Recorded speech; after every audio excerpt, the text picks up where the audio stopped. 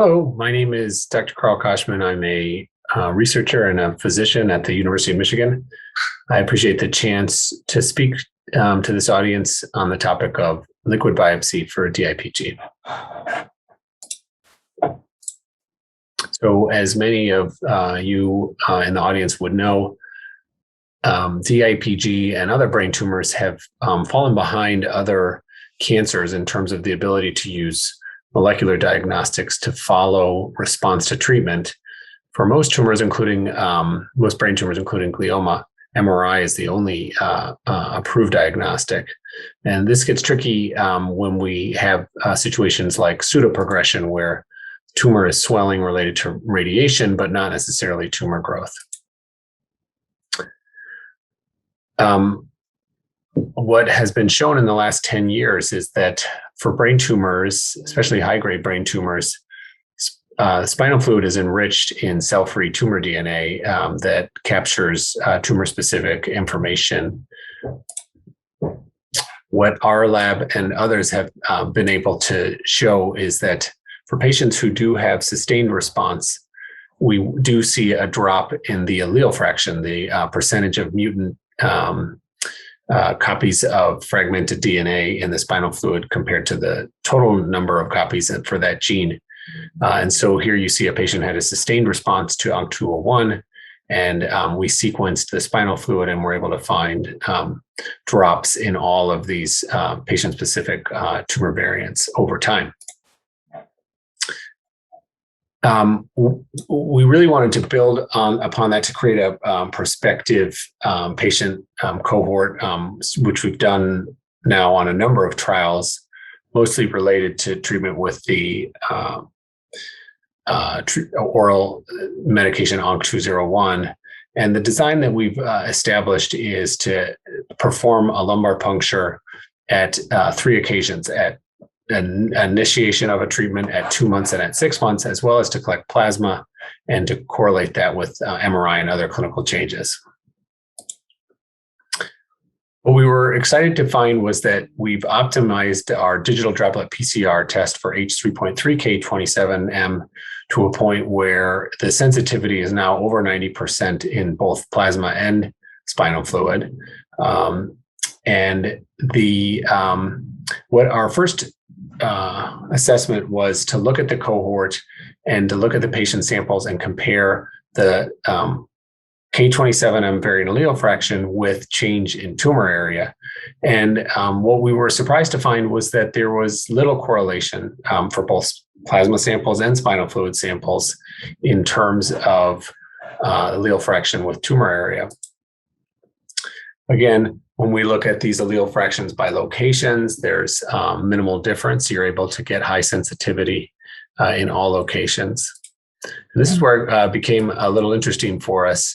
We were able to look at allele fraction change over time. So we call that the tumor DNA delta. So if that dropped, those patients were more likely to have a sustained progression-free survival. So that decrease is very prognostic for a long-term response. And that's also the case in plasma as well, although the changes are much smaller. Most of our allele fractions remain in that 0 to 0.5%, but even there we do see a difference. So the other part that we started to look at, which has been interesting for us, is if they don't correlate with tumor change, what are the other patterns that might be showing us in terms of a difference between changes in allele fraction and changes in area, but not at the same time? And one of the patterns we saw was that for a lot of patients, if the tumor progressed, there was actually a spike, an increase in at least 25% in allele fraction 3 to 6 months before. This happened both in plasma and spinal fluid.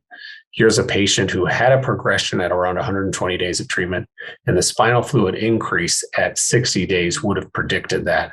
We saw it in plasma just correlate with the increase in tumor area. As well, we found that it was useful sometimes for the increase if we were to see an increase in tumor area over time. So this patient was treated with radiation and then started on ONC201. And then over the first 6 to 8 weeks actually started to see an increase in tumor area, which we weren't sure if it was pseudoprogression or progression. And fortunately, this patient did go on to have a sustained response. So in hindsight, this was pseudoprogression. And the plasma allele fraction actually captures that, a drop. We only see a drop. Conversely, for a patient like this, the tumor area had a precipitous drop when patient was treated with Avastin, but that was just quite possibly hiding the fact that the tumor was on its way to progression. This was metastatic progression at this point, and that was captured in steady increases in plasma variant allele fraction. So I want to move for the remaining part of the talk into some of the new spaces that we're exploring in our lab and with our collaborators. We've published on this use of this nanopore, which is electronic sequencing. And that nanopore sequencing solves a couple issues for us that are tricky.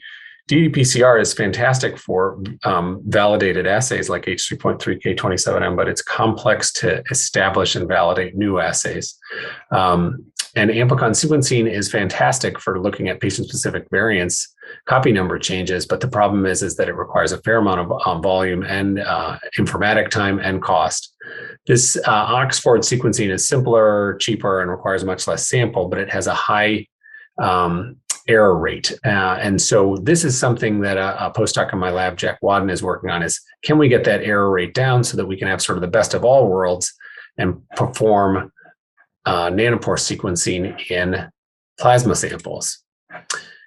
The way that Jack plans to tackle this is with a concept called LAMP, which is loop-mediated isothermal amplification.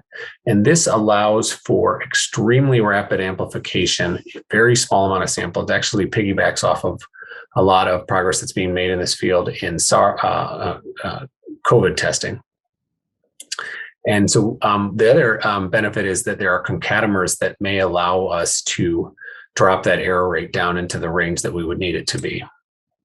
So in Jack's preliminary work, he's actually been able to do that in unprocessed liquid samples. So that doesn't require a DNA isolation kit, much faster, much smaller amounts of volume.